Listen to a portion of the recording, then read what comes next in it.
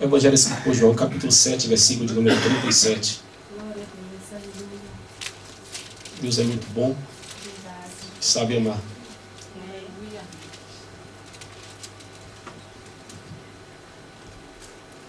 Quantos acharam? Amém. João, capítulo 7, o Evangelho, versículo de número 37. A partir do versículo de número 37. Então vou ler, diz assim: no último dia, o grande dia da festa, levantou-se Jesus e exclamou: se alguém tem sede, venha a mim e beba. Quem crê em mim, como diz as Escrituras, do seu interior fluirão rios de águas vivas. Isto ele disse com respeito ao Espírito que havia de receber os que nele crescem, pois o Espírito até aquele momento não fora dado, porque Jesus ainda não tinha sido glorificado. Então, os que dentre o povo tinham ouvido estas palavras diziam: este é verdadeiramente o profeta.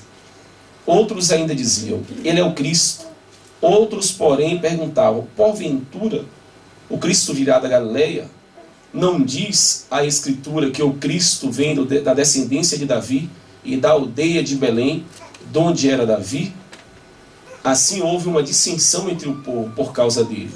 Alguns deles, dentre eles, queriam prendê-lo, mas ninguém lhe pôs a mão.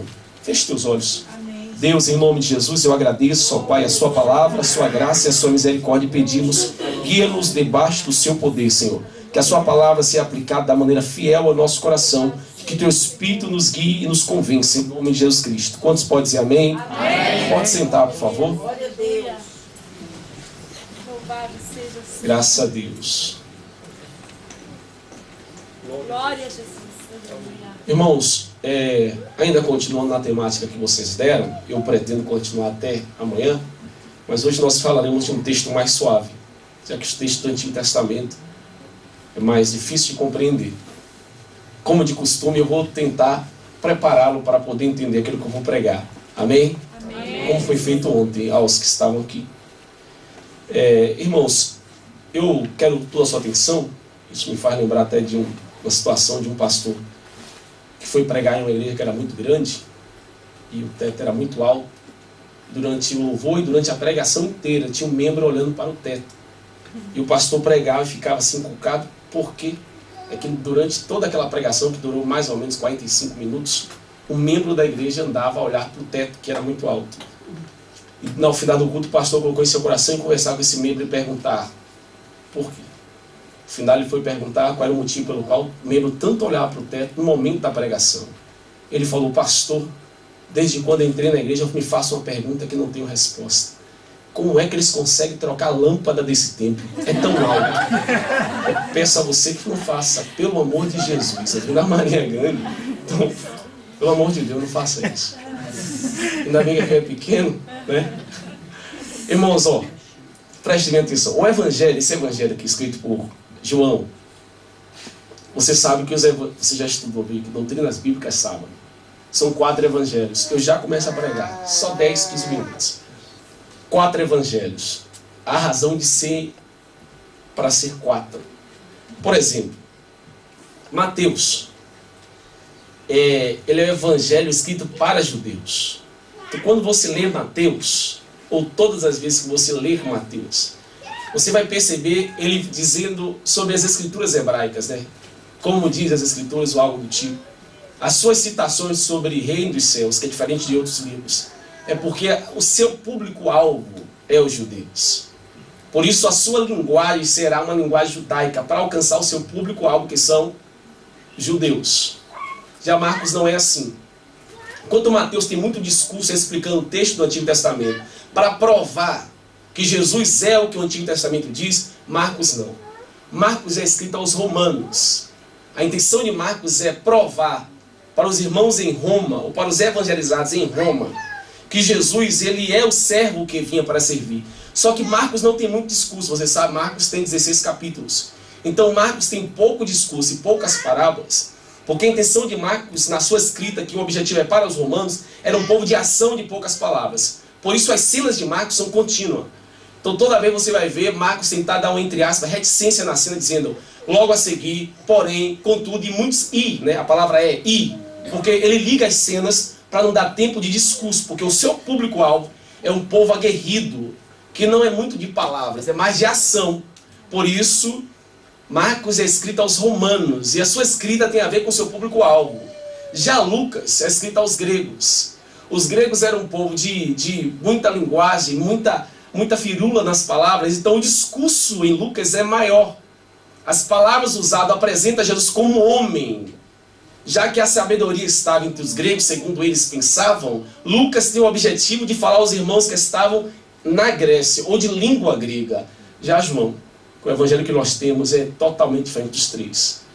Porque ele apresenta Jesus como Filho de Deus. Seu objetivo, que está escrito em João 20, é para que creias que Jesus é o Filho de Deus. Agora preste atenção, preste muita atenção. João, quando ele vai escrever, ele era pastor em Éfeso. Ele prepara os seus escritos em Éfeso. Esse João é o que escreveu Apocalipse e as 3 epístolas, a primeira, a segunda e terceira. Este João, ele escreve mais ou menos ali entre 80 a 90 depois de Cristo. Por que isso é importante? Para que você perceba que eu vou pregar mais 5 minutos. Amém. Quando João decide escrever a sua carta, ele escreve para os irmãos de igreja da Ásia Menor.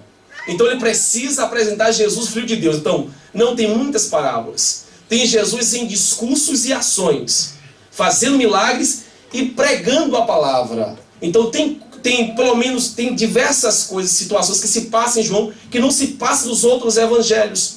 Por exemplo, a ressurreição de Lázaro e a pregação à mulher samaritana. Então ele precisa apresentar Jesus é o Filho de Deus aos novos convertidos da Ásia. Então seu discurso começa a dizer que Jesus ele é o verbo. E ele vai discursar em torno da ação de um Jesus que é Deus. E é isso que ele tenta apresentar. Tá bem? Os irmãos da Ásia. Agora, para que você perceba melhor ainda, quando ele vai se apresentar, até o seu texto é diferente. Perceba que aqui é que está aquele discurso com Nicodemos, que Jesus disse que tem que nascer de novo. Ele fala para um homem de grande moral, de profundo conhecimento da Bíblia. No capítulo 4, ele fala para uma mulher que não tinha quase conhecimento nenhum de uma moral lá embaixo, a mulher samaritana. Ele escreve em um alcance grandioso, dando a ideia, todos precisam de salvação. Aí, daqui por diante, Jesus vai apresentar um discurso que ele não apresenta em lugar nenhum. E aí nós chegamos aqui no capítulo 7. E aqui eu queria pregar para você. Amém? Agora você precisa perceber ainda um pano de fundo. Você já se perguntou por que Jesus fala assim, eu sou a luz do mundo? Ou aqui no que eu acabei de ler para vocês, ele diz que o próprio Jesus fala que se alguém tiver sede, vá até ele. E dentro dessa pessoa terá uma fonte. Porque na época da sua pregação eles estavam em uma festa, como estamos hoje. Mas lá a festa é chamada Festa dos Tabernáculos. Então a pregação é contextualizada. Deus não fala com ninguém para que ele não perceba. Deus não vai falar para alguém e nós não ficar com uma vírgula na nossa cabeça. O que será que Deus quis dizer com isso? As profecias de Deus são claras. Então não vai haver meio termo nas palavras de Cristo. Ele não vai falar para que você talvez perceba ou talvez não perceba. Ele fala para que você entenda. E entenda perfeitamente. Ele está na festa do tabernáculo, desce a Jerusalém, e quando ele está em Jerusalém, e aí vem pessoas querendo matá-lo, outros descrendo. A irmã leu aqui, 120 discípulos abandonaram o seu arraial de crentes, ficaram 12 dos discípulos, um era traidor, o outro iria negar 3 vezes, e os outros 9 iriam seguir adiante, fugir da sua presença. As palavras de Jesus, ela é entendível. Está lá na festa do tabernáculo, e aí ele vai apresentar sua pregação, quando ele começa a dizer aos irmãos que ele é a água da vida. Há toda uma cena que se faz. São 7 dias de festa. Esses 7 dias de festa era para os irmãos para eles festejarem a tal da festa dos tabernáculos. Quando estavam no deserto, aí Deus, nessa deserta, eles montavam tendas. Então essa festa era para lembrar de onde é que Deus tirou eles. Aí alguns montavam tenda em cima dos telhados e outros no caminho. E eles ficavam lá para comemorar a festa. Todos os dias havia, durante os 7 dias de festa, mais de 70 sacrifícios de novilho. E durante os dias o sacerdote dava uma volta através do altar com água. Preste atenção para que você entenda por que água aqui em Jesus. Quando ele pegava, os sacerdotes pegavam uma jarra de água dourada, ia no tanque de Siloé, tirava a água e através de um funil derramava de uma área, de um suco, e que mandava a água para o altar, simbolizando quando eles estiverem no deserto e Deus tirou a água da rocha para eles. Preste atenção onde é que nós vamos chegar. Isso, Jesus está dentro dessa festa, observando toda a cena, mas está lá, sentado, como diz aqui a linguagem, de boa. De repente, o pessoal vai lá, o sacerdote dá uma volta ao redor do altar, dentro do santuário, aí dá outra volta outro dia, e no último dia de festa dá 7 voltas. Aí ele vai, pega a água em uma jarra dentro do tanque de Siloé e leva a água para o altar novamente. Isso durante 7 dias. De repente está Jesus sentado lá. Todo mestre em Israel ensinava sentado. Está lá Jesus sentado ouvindo a situation lá. Tal. E aí, quando ele vai falar, ele se levanta e diz... Aí já não é normal o mestre se levantar para falar, tem alguma coisa errada. Durante os 7 dias se tocava um trombeta, mas nenhuma trombeta vai soar tão bem quanto essa. Quem tem sede, vem a mim e beba. Aleluia! Glória a Deus. Durante 7 dias, 7 dias, eles estão lá tocando trombeta. Mas mesmo tocando trombeta, em festa religiosa tem gente que permanece surdo. Aí quem se levanta com voz de trombeta? Jesus. Aí ele começa o texto que eu vou pregar aqui, que ele diz assim: quem tem sede, se alguém tem sede, qualquer pessoa, não interessa quem seja a pessoa, seja samaritana, seja Nicodemos, não interessa, seja bom religioso ou mal religioso, ou não seja religioso, quem tiver sede. Aleluia! É interessante o seguinte, o Antigo Testamento narra que Deus é aquele que mata a sede.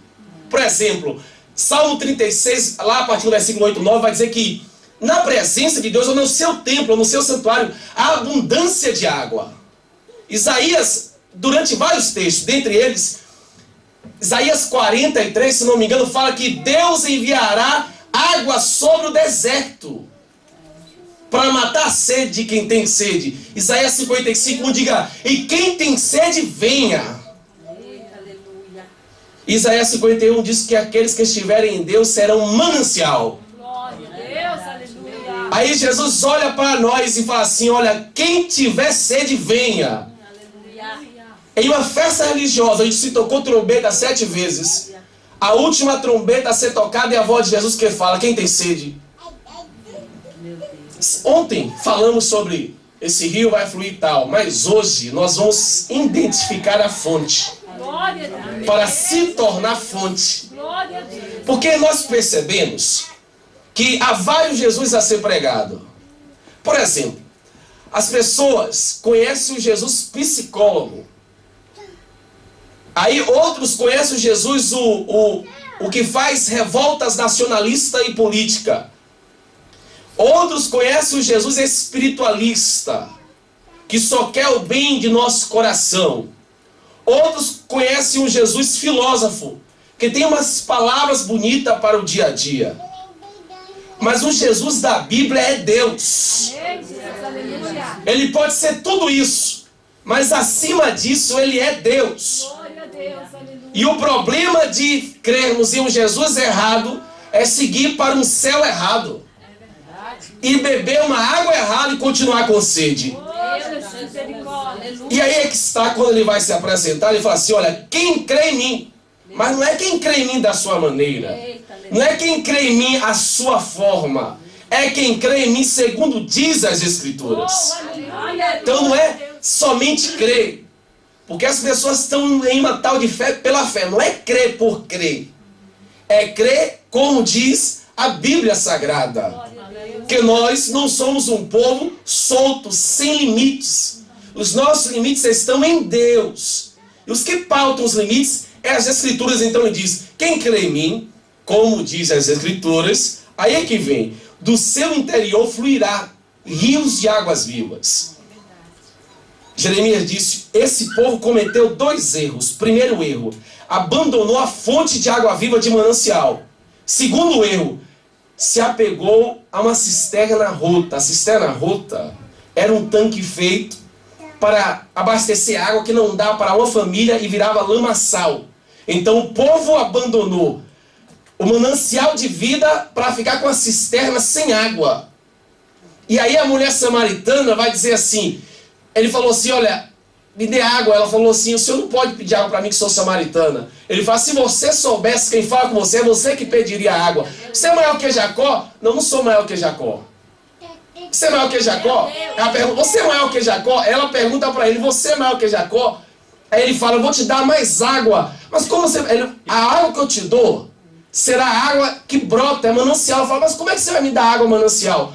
Se esse poço é profundo, ela entendeu errado a situação. Ela imaginou que Jesus ia descer no tanque, já tirar água que brota, porque a água viva é a água que brota da terra. Ela imaginou que Jesus ia descer 30 metros, mais ou menos, 25 a 30, e pegar água do fundo. Jesus não disse isso. Como ela não é espiritual, quem não é espiritual não discerne as coisas espirituais. Jesus está a falar da vida eterna. Preste bem atenção agora. Reconhecemos a fonte. Quem é a fonte? É Jesus. E o grande motivo pelos crentes não ser fonte de bênção é por não reconhecer a fonte. Porque Jesus diz que quem crê nele, como diz a Bíblia, se torna fonte. E o problema hoje da igreja não ser uma fonte de bênção é porque não reconhece a fonte. E você crer errado leva você a ter uma vida que parece estar certa. Mas como dizem por aí, nem tudo que parece é. Por isso o desreconhecimento de quem é Jesus levará pessoas a não crer quem é de fato Jesus. Sendo assim, Jesus pode ser uma pessoa para cada mente, mas segundo a Bíblia só existe um Jesus. Por isso o seu discurso ele continua, do seu interior fluirá rios de água viva. Ele vai dizer, ele disse isso com respeito ao Espírito Santo, que ainda seria dado, porque ainda não tinha morrido, não tinha sido glorificado. Aí cria uma celeuma, uma guerra entre as pessoas, porque alguns dizem assim, não, esse homem, ele é verdadeiramente um profeta. Não é um profeta, ele é o profeta. Porque um profeta é Isaías, um profeta é Jeremias, um profeta é Zacarias. Mas segundo a profecia de Deuteronômio 18, só existe um que pode ser chamado de o profeta, com artigo definido. O profeta só pode ser Jesus. E aí quando ele fala assim, uns dizem, esse homem é profeta, é o profeta. Outros dizem, é o Messias. E ainda outros falam assim, não é possível. Esse não pode ser o Messias, porque o Messias viria de uma aldeia da Galileia, lá de Belém. Eles nem sabiam da origem de Jesus. E por não saber quem é Jesus, eles não entendem o que é que Jesus quer para a vida deles. Então tá cá. Irmãos, desde o momento em que Jesus entra em nossas vidas, é inegável que nos tornemos uma fonte que jorra para a vida eterna. Não existe uma posição de meio termo. Quando você vai para Cristo, agora você não pode mais duvidar sobre as questões de Cristo. Pois uma vez que Deus dá uma palavra sobre nós, agora nossa vida é outra, não é mais a mesma. Por isso, os que vão para Cristo e são regenerados ou nasceram de novo, tornam-se uma fonte. Primeiro, torna-se uma fonte para a sua igreja. Porque agora não é como a cisterna rota antes de Cristo, que na época da seca lhe falta água ou bênçãos. Mas agora ele é um manancial de águas, porque quem está nele diz que ele é fonte que jorra para a vida eterna. Por isso uma igreja que tem crentes que sabem que Cristo é a fonte, eles são a bênção de Deus para essa igreja. Quando Deus falou com Abraão, ele disse, Abraão, sê tu uma bênção. Não é ele ser abençoado, ter as coisas, é ele ser uma bênção para todos. Que as pessoas acham que para Abraão ser bênção é ser abençoado, ter muito. Não, não. É ele ser bênção para as pessoas. Porque Abraão era uma fonte, entendeu? Então se Deus entra na vida de alguém, essa pessoa passa a ser uma fonte de bênção. Ela não é mais como antes, uma cisterna rota. Agora ela conhece o fluir do Espírito Santo. E Deus faz emanar de dentro dela uma água profunda do Espírito Santo, que não consegue se explicar por palavras humanas, mas que faz transbordar a sua vida. Porque agora Deus entrou na vida dela. Então ela já não é mais a mesma, porque essa fonte jorra nela. A mulher samaritana, depois de se encontrar com Jesus, disse: este homem é profeta. E os lábios dela agora não eram mais o mesmo, já jorrava. Ela diz: venham ver, eu conheci um homem que sabe tudo da minha vida. Imagina agora aqui você, se você fosse expressar Jesus com a vida que você tem hoje em Cristo. Se você for expressar Jesus com a vida que você tem hoje, depois do encontro que você teve com Jesus Cristo, como é que você expressaria Jesus? Você expressaria Jesus como um sábio que tem boas palavras?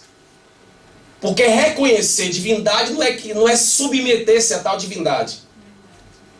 Então, quando eles diziam, esse homem é profeta, não quer dizer que eles criam nesse profeta. Se você fosse hoje expressar Cristo, se você fosse hoje falar segundo a sua vida, como é que você expressaria Jesus? Já que, se Cristo é a fonte que jorra e que jorrou em você, agora você já não é mais o mesmo. Mas se porventura você não expressa, é sinal de que existe uma cisterna em muita alma, aonde o rio que está fluindo não é o rio de Cristo. Se Cristo entrou, uma vez que Cristo entra em sua vida, agora ocorre exatamente o que ocorre aqui. Ele é fonte de água vida, água da vida. É fonte de água viva. Então, ele não é uma água parada, ela brota. Então, a alma de uma pessoa onde a água brota, ela nasce, é uma pessoa que teve um encontro radical com Cristo. A partir desse encontro radical, a sua vida agora é radicalizada em Deus. Então as possibilidades de você retornar do caminho são ínfimas, ou quase nenhuma, porque agora a sua experiência com Deus levou você a ter uma experiência profunda que marcou a sua alma. E a partir das marcas que levaram a sua alma, faz com que você tenha um comportamento diferenciado. Então você não pensa como antes. Porque as estruturas da sua vida espiritual e emocional foram tocadas pelo Espírito. E a partir do momento que o Espírito toca as suas estruturas, isso não é mais uma questão de aparência. É uma questão do foco da alma, porque ele tocou profundo os seus sentimentos. Então agora a sua estrutura não é mais a mesma. O seu pensamento não é mais o mesmo. Porque antes, enquanto a sua alma e a sua mente distribuía pensamentos negativos e que retrocedia a sua vida, agora mais não, porque Deus entrou em sua vida através de Cristo. E o Espírito Santo, que possuiu e constituiu novos pensamentos em você, faz com que você tenha não só novas ideias, mas novas atitudes em Cristo. Porque agora você foi regenerado por Cristo. Então não é mais uma questão de religião. Ainda que para uma escrita, qual é a sua religião? Pronto, você põe lá. Mas para a vida não é mais uma questão de religião agora. Porque Jesus está em uma festa religiosa, lá se faz muitos símbolos, mas eles não percebem que quem está no meio dele é Jesus. Então, é possível que haja uma festa religiosa, as pessoas se alegrem nessa festa, hajam muitos símbolos, as pessoas fiquem animadas, mas não reconheçam quem é que está no meio deles. Aí é necessário que haja mais uma trombeta de Jesus a se levantar e a falar. Por isso, nessa noite, você precisa reconhecer quem é a fonte. Você precisa reconhecer quem é a fonte. A fonte, a nossa fonte é Jesus Cristo. E se você reconhece que a fonte é Jesus, se você reconhece, aí agora a fonte é você.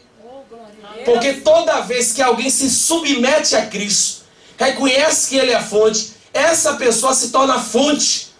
Porque essa pessoa recebe do seu Espírito Santo.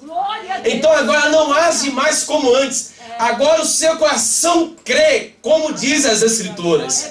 Então, quando ela se depara com situações de trabalho, onde vai levar ela a recuar, ela não pensa mais como uma cisterna rota, agora ela pensa como fonte. Porque Deus não invadiu, mas transcorreu a sua vida.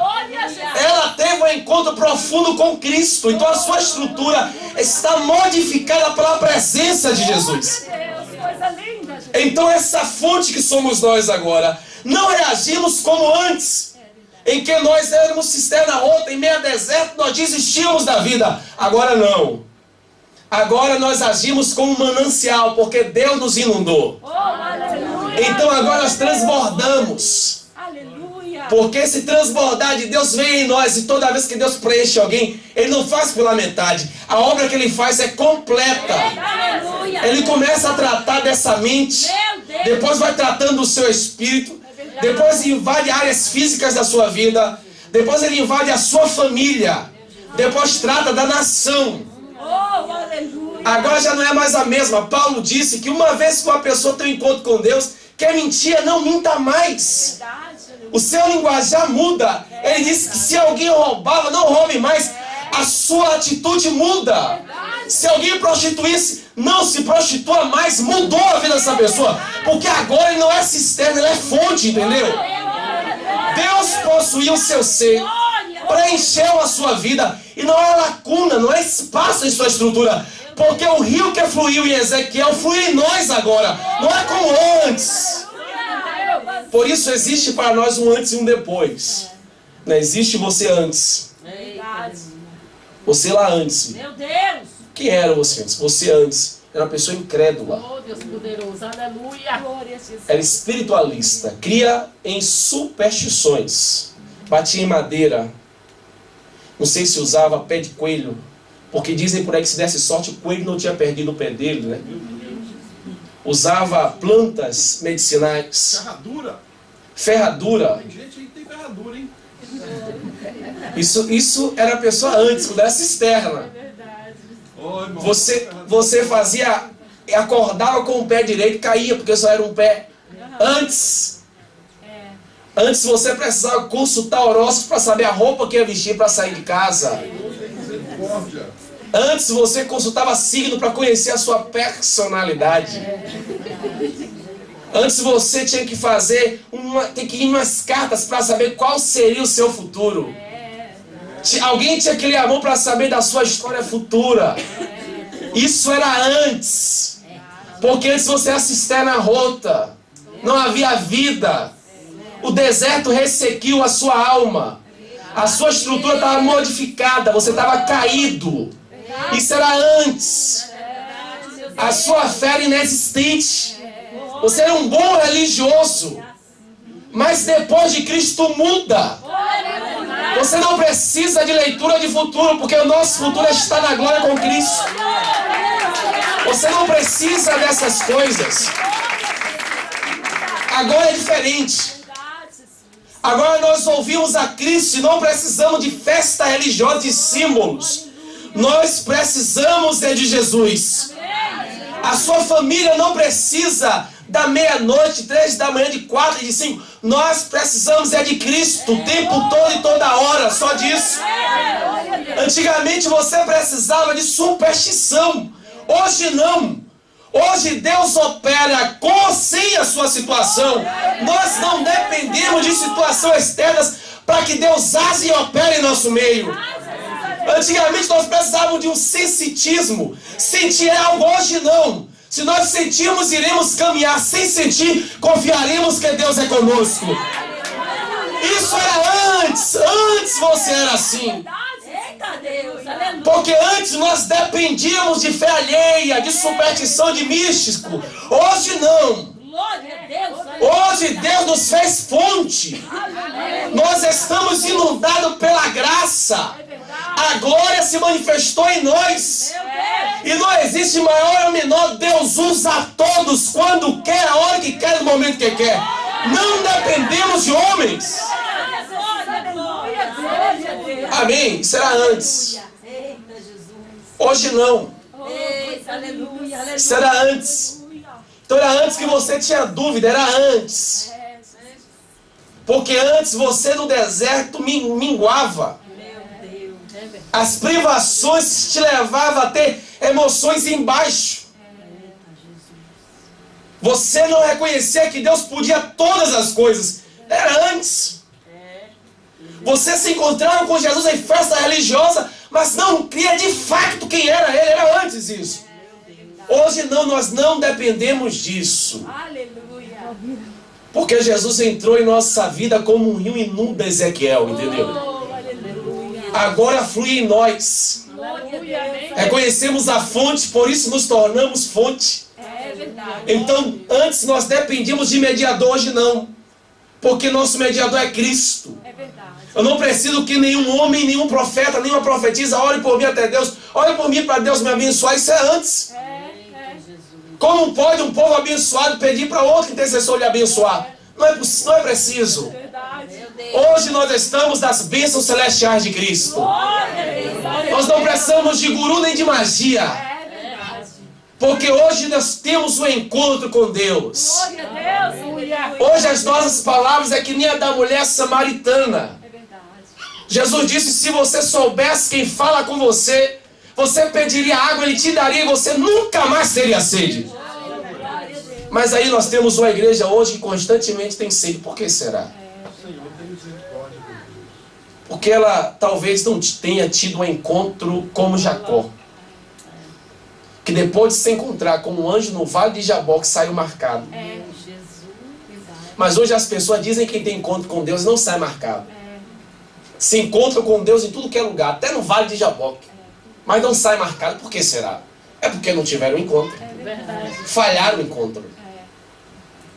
Mas chegará um dia que não poderá haver falha no encontro. Aleluia. Aonde quem não se encontrar lá não se encontrará nunca mais. Ficará perdido para a eternidade.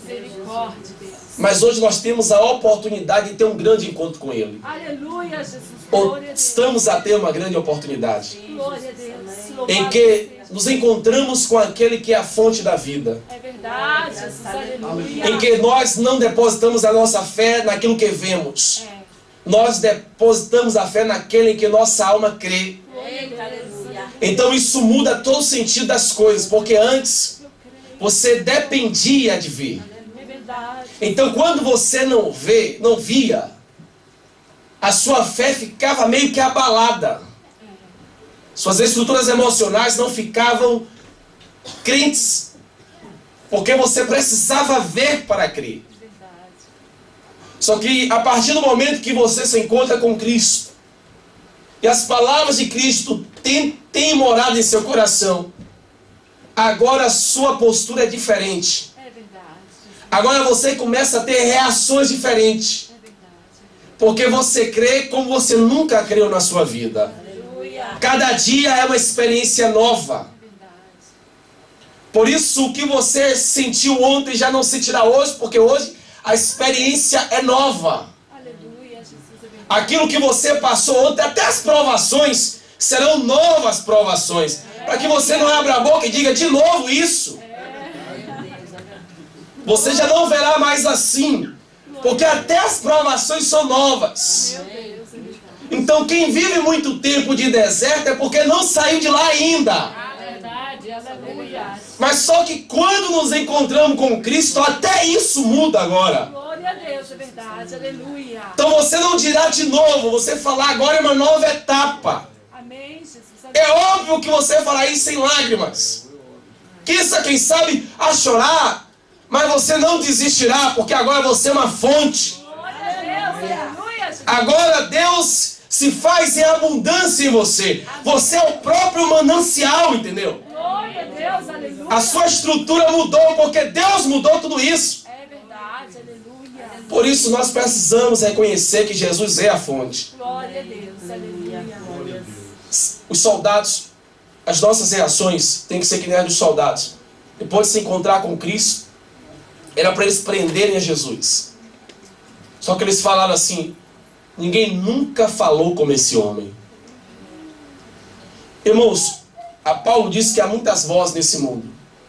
E o motivo pelo qual às vezes a igreja padece é de ouvir muitas vozes. E essa falta de ter uma audição preparada para ouvir a Deus faz com que você não reconheça a voz certa. Aí as pessoas passam por cultos e mais cultos e essa voz não faz diferença em seu coração. E por não fazer diferença em seu coração, a sua vida, dia após noite, permanece a mesma. Porque não é o encontro que fará com que nós venhamos a mudar, mas é como essa voz penetrará a nossa vida. E aí, mesmo tendo encontro após encontro, as pessoas saem de culto após culto e a sua vida permanece a mesma. Mas não é porque Deus mudou. Porque segundo Hebreus, Cristo é o mesmo ontem, hoje e eternamente. Então não é porque Ele mudou. Mas é porque nesse relacionamento alguém mudou e não foi Ele. Aí por não perceber claramente a voz, ou damos ouvido a muitas vozes. E aí caímos no erro de ouvir a voz que não é a voz de Deus. Mas no dia que ouvimos a voz de Deus, a nossa frase será igual a dos soldados. Ninguém nunca nos falou como esse homem. Oh, Deus! Quem é que conseguiu olhar para você e ver o que Cristo viu? Nós temos que ser sinceros que existem pessoas com personalidades boas para se tratar e outras não tão boas assim. E quando a gente pastoreia, a gente percebe isso melhor ainda. Há pessoas com personalidades boas para se tratar e outras não tão boas assim. Aí às vezes nós homens fazemos um grupo aqui e outro grupo ali, separamos e pensamos saber separar as pessoas. Mas quem é que nos olha e fala conosco como ninguém falou? Pense em você. Você que sabe de fato quem é você, no seu recôndito, no seu segredo. Nós sabemos quais são os nossos problemas de personalidade. As pessoas que não conseguem manter uma amizade por muito tempo. Aquelas que reclamam de tudo o tempo todo. Outras que são, entre aspas, muito chata, no sentido pior da palavra aqui, com todo respeito. Outras que assim, que não são tão fáceis de lidar, que você fala 4, ela entende 4,5. Então as personalidades são variadas. Agora, às vezes, até nós como pastores não conseguimos ter uma palavra ideal. Mas quem é que tem a palavra ideal para nós? Amém. E essa palavra se encaixa perfeitamente e você sai do culto e fala assim, olha, era exatamente essa palavra que eu precisava para mudar tudo o que eu pensava. Quem é que entende profundamente dos nossos defeitos? Reconhece as nossas limitações? Somente um. Os soldados falaram, ninguém nunca nos falou como esse homem. Eu espero que quando findar desse culto, você saia daqui com essa expectativa. Ninguém nunca nos falou como Jesus Cristo. Aleluia, Jesus. Porque por vezes entramos no culto e ouvimos tudo menos a Deus. Quero finalizar dizendo o seguinte para você. Na festa, as pessoas tiveram dúvidas. Será que Ele é Jesus? Jesus disse, eu sou a fonte. Alguns falaram, será que é Ele mesmo?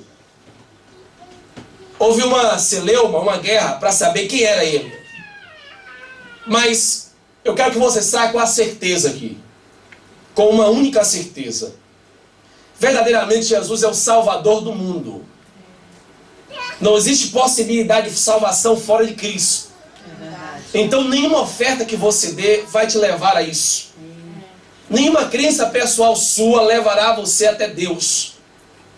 Não é esforço humano que você faça para obter isso. Mas se você crê hoje que Jesus pode salvar a sua vida e livrá-lo, essa é a crença perfeita que Deus pede de nós. Por isso, se você colocar em sua alma que Jesus é a fonte que você necessita para sair desse deserto que você está a viver, você está exatamente no lugar onde Deus quer que você esteja. Então você não precisa sair daqui e buscar outro método, outro caminho. O método correto é Jesus é o caminho que leva o homem à salvação.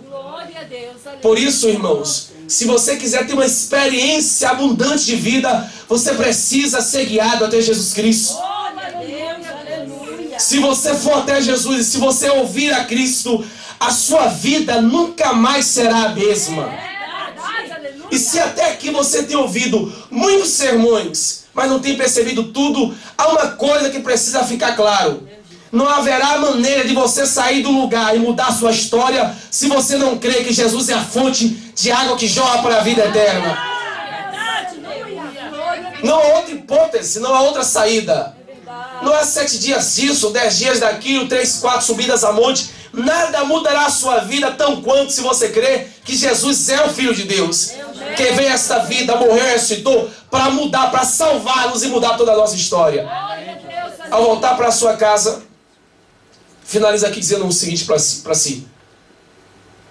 Que ao voltar para a sua casa, você precisa entender o seguinte: Jesus é a fonte.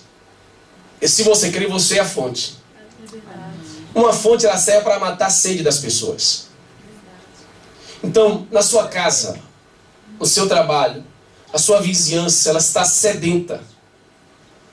Jesus disse que quem tem sede, vem e beba. Só que Jesus, ele faz com que os seus discípulos sejam um manancial para dar de água a outras pessoas.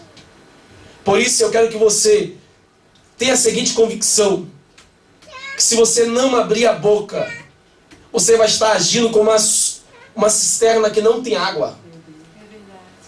Então você precisa ter uma crença arraigada que precisa anunciar essa fonte de água de vida. Você precisa anunciar que Jesus é o Rei dos Reis.